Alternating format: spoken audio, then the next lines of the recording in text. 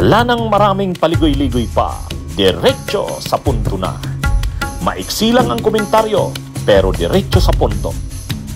Maraming kuro-kuro, may tiwali, may totoo. Dito, sa puntong diretso tayo. Punto diretso. Oh, ito naman mga kabunyog. Si Bunuan, bakit hindi ka pa nagre-resign? Secretary Bunuan ng DPWH. Ano pang hinihintay mo? Ano na lantara na ang kapalpakan mo. Ikaw yung secretary ng DPWH mula pa sa simula ni PBBM noong 2022. At itong mga pinag-uusapan na itong proyekto ay nangyari sa ilalim mo. At garapalan, hindi lamang substandard na mga proyekto, kundi mga ghost projects. O ngayon, ano pang hinihintay mo? Sinisibak mo yung mga district engineers, sinisibak mo yung mga tauhan mo, pero ikaw, hindi ka nananagot? O ano? Huwag mong sabihin hindi ka sangkot dyan. Sabihin mong hindi ka yumaman dyan, hindi ka kumuha ng kickback dyan. Pero yung responsibilidad mo, under your watch nang mangyari yan, ba't hindi ka pa nagre-resign? Ang sinasabi mo, naniniwala kang may tiwala pa rin sa iyo ang presidente. Huwag mo nang bigyan ng kahihiyan ng presidente. Ikaw na mismo, unahan mo na, mag-resign ka na. O yan mga kabunyog, katotoo lang. Itong si Secretary Bunuan ng DPWH, grabe na ang pinagdadaanan ng opisina niya, pero wala pa rin hindi pa rin talaga hindi pa rin nahihiya. Talagang kapituko pa rin. Ang sabi niya, may tiwala pa raw sa kanya ang presidente, hindi daw siya magre-resign. O, panoorin niyo mga kabunyog, mga kababayan. Sa dami nga po ngayon na bumabalot na lumalabas na mga kontrobersya, may mga nagtatanong po na bakit hindi pa nagbibitiw sa pwesto si Secretary Bunuan. May mga panawagan din na leave of absence. Ano po ang tugon nyo dito, Secretary Bunuan? Well, I leave it to the pleasure of the President po. Whatever is the President will decide for me. I think I'll accept it po. Opo. Pero sumagi na ho ba sa inyong isip na mag-resign at maging ang inyo pong pamilya? Ano rin ang sinasabi?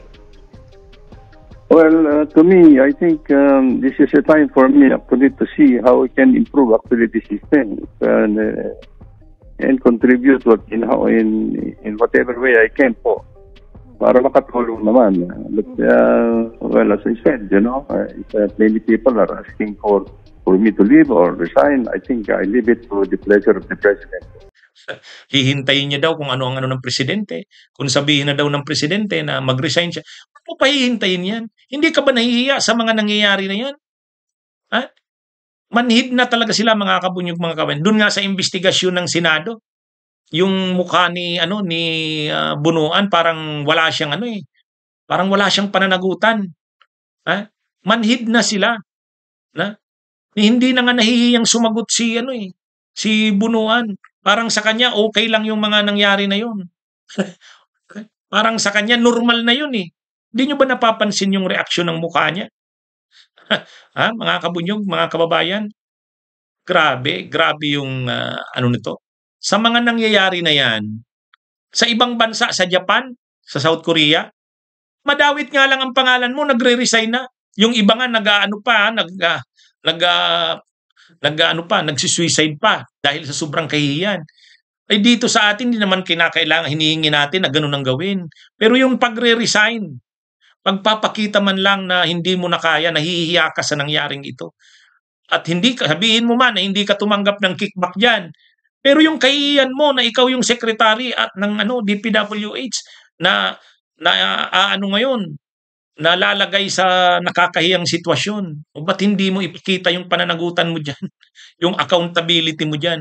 Ipakita mo ang accountability mo sa pamamagitan ng pagre-resign.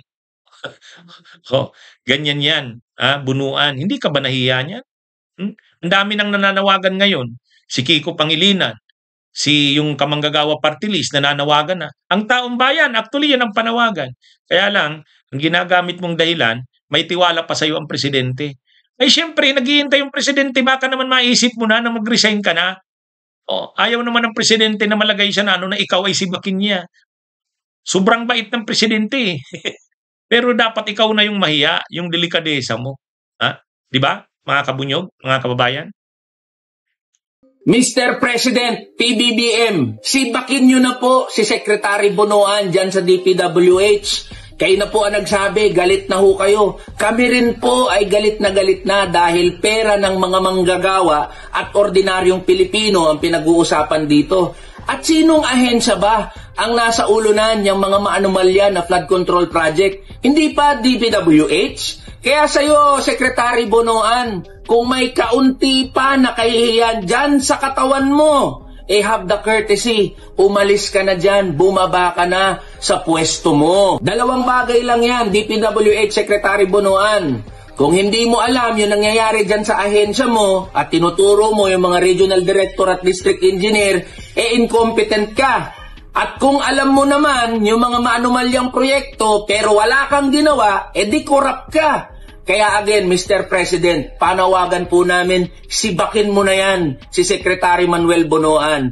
At para sa iyo, Secretary Bonoan, wag mo nang antayin na sibakin ka, umalis ka na dyan sa pwesto mo, bumaba ka na dyan, mahiya ka naman. Kiko Pangilinan is also seeking the floor. May I move that he be recognized, Mr. President? Senator Kiko Pangilinan is recognized. Maraming salamat sa ating karatig lalawigan ng Bulacan, kinatawan ng Bulacan. Sa Pampanga, totoo po yun. Itong nakaraang bagyo, matapos yung pagbabaha, 16 sa 18 mga barangay sa hometown ng aking tatang, my father, lubog. Pati ang mga bayan ng Pampanga, lubog din. At nakakagalit nga itong naging expose ni Senator Ping Lacson. We laud him for his consistency in with a fine-tooth comb binubusisi yung ating budget, yung General Appropriations Measure. Mr. President, actually, baka maaring sagutin next week pag magaling na po si Senator Lacson dito sa aking simpleng katanungan. Sa ganitong katinding trilyong pisong halaga ng pagnanakaw sa gobyerno sa ilalim ng public works. Ang magiging tanong ko sa Martes sa privilege speech ni Senator Lacson ay, bakit hindi pa nagre-resign yung Secretary ng Public Works? Yun lang po. At naway maisagot sana ng maayos. Kung hindi man ni Senator Lacson, baka dapat yung Secretary of Public Works ang sumagot. Maraming salamat po. Bunyog, halikan na kasama ka. Bunyog, kapag buklod ay may pag-asa. Luzon, Visayas, Mindanao, isa ang pananaw. Sa bagong Pilipinas ang bunyog isisigaw. Bunyog.